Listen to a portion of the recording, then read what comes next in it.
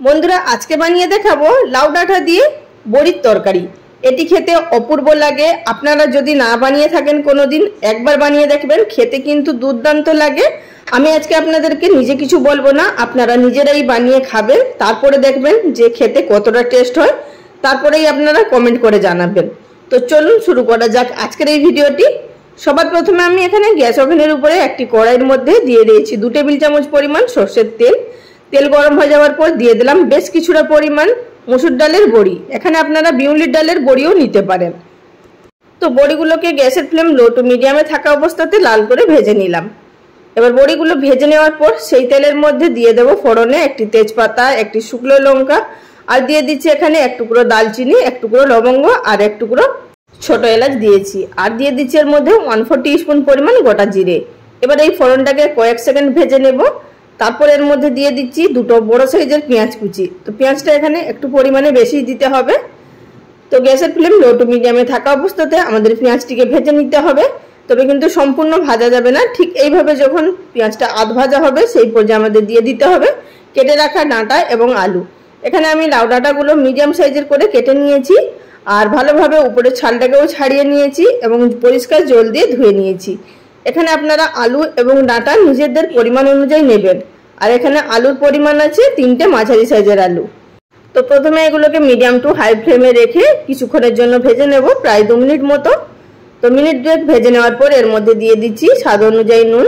নুনটা আপনারা নিজেদের টেস্ট অনুযায়ী দেবেন। আর দিয়ে দিলাম 1/2 টিস্পুন পরিমাণ হলুদের গুঁড়ো। তো নুন হলুদটা দিয়ে দেওয়ার পর আবার এটিকে নাড়াচাড়া করে মিশিয়ে নেব। আর অবশ্যই কিন্তু পেঁয়াজটা সম্পূর্ণ ভাজবেন না, তা না হলে সবজিটা ভাজা হবে না, পেঁয়াজটা পুড়ে যাবে।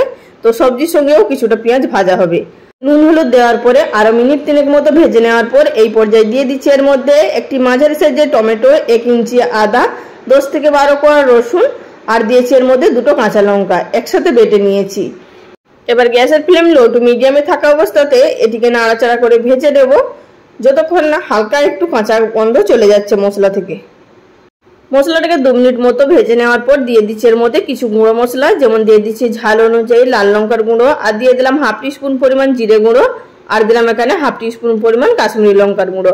এটি কিন্তু কালারের জন্য ব্যবহার করলাম, আপনারা না চাইলে নাও দিতে পারেন। আবারও এটিকে ভালোভাবে কষিয়ে নেব। বন্ধুরা এছাড়াও আমার চ্যানেলে প্রচুর শাক চচ্চড়ির রেসিপি আপলোড করা আছে। কুমড়ো শাক, লাউ শাক, পুঁই শাক বা বিভিন্ন ধরনের সাধারণ ঘরোয়া রেসিপিও আপলোড করা আছে, আপনারা চাইলে দেখে নিতে পারেন সেই সমস্ত রেসিপিগুলো। আশা করছি আপনাদের ভালো লাগতে পারে। তো এখানে মশলাটা দিয়ে ভেজে নেওয়ার পর এবার আমাদের ঢাকা দিয়ে দিয়ে এটিকে কষিয়ে ভেজে নিতে হবে যতক্ষণ না আলু এবং ডাঁটা সম্পূর্ণ সিদ্ধ হয়ে যাচ্ছে। তো এখানে মাঝখানে ঢাকা তুলে তুলে নাড়াচাড়া করে আমি এটিকে ভেজে নিয়েছি প্রায় 6 থেকে 7 মিনিট মতো। যদি আপনাদের সামান্য পরিমাণ জলের প্রয়োজন হয় তাহলে সামান্য পরিমাণ জল ছিটিয়ে দিতে পারেন। অবশ্যই খেয়াল করবেন যাতে মশলাটা তলার দিকে লেগে না যায়। আবারও এখানে একটু নাড়াচাড়া করে কষিয়ে নিলাম। এই পর্যায়ের মধ্যে অ্যাড করে দেব গরম জল। আপনারা এখানে যতটা ঝোল রাখবেন সেই অনুযায়ী জলটা ব্যবহার করবেন। তো আমি এখানে খুব বেশি ঝোল রাখবো না, হালকা একটু গামাখা ভাব রাখবো। আর ভেজে রাখা বড়িগুলোও দেবো, তো সেই বুঝে জলটা দিতে হবে। বড়িগুলোও কিন্তু জলটা হালকা টানবে। তো এখানে জলটা দিয়ে দেওয়ার পর ফুটে আসা অবধি আমাদের অপেক্ষা করতে হবে। তো ঝোলটা আমাদের ফুটতে শুরু করেছে। এই পর্যায়ে দিয়ে দিচ্ছি এর মধ্যে আগে থাকতে ভেজে রাখা বড়িগুলো।